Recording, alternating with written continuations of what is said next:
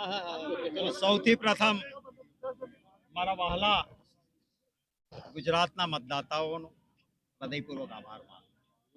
મારા કોંગ્રેસ પક્ષના ઉમેદવારોને ખૂબ પ્રેમ ભાવ લાગણીથી સાથ સમર્થન અને આશીર્વાદ ચારે તરફ મળી રહ્યા છે અને જ્યાં જઈએ છીએ ત્યાં એક અનેરો ઉત્સાહ કોંગ્રેસ પક્ષ માટે જોવા મળે છે.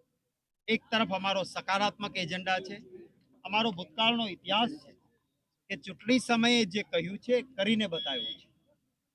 Right to education, right to information, food security bill, right on forest land, અનેક કાયદાઓ બનીને ચૂંટણી પહેલા કહ્યું હતું તો કરીને બતાવ્યું.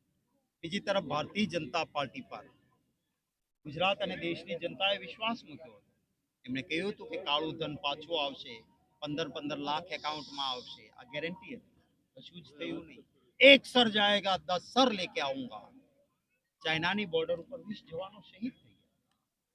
કોઈ ચાઇનાના એક સિપાહીનો એક વાળ પણ માથાનો આવ્યો નહીં. જમ્મુ કાશ્મીરમાં 3950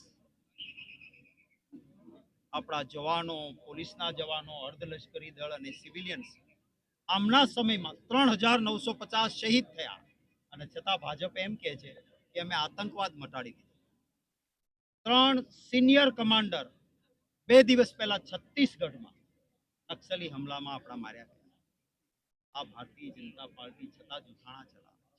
અનેક પ્રશ્નો છે લોકોના.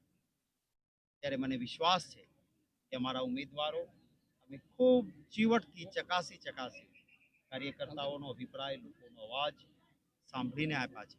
એમને પ્રેમ, આશીર્વાદ અને મતો મળશે અને દેશમાં કોંગ્રેસની સરકાર બને એ એક સકારાત્મક રીતે ગરીબ પરિવારની મહિલાને વાર્ષિક 1 લાખ રૂપિયા, 30 લાખ નોકરીઓ ખાલી છે, પહેલા આવતાની સાથે ભરાશે. જે યુવાનને નોકરી નહીં મળે અને શિક્ષિત હશે તો 1 લાખ રૂપિયાનું વાર્ષિક સ્ટાઇફંડ કોંગ્રેસ પાર્ટીની સરકાર આપશે. ખેડૂતોને ટ્રેક્ટર લે, બીજી ત્રીજી સાધન સામગ્રી લે, એના પર જીએસટી નો માર છે.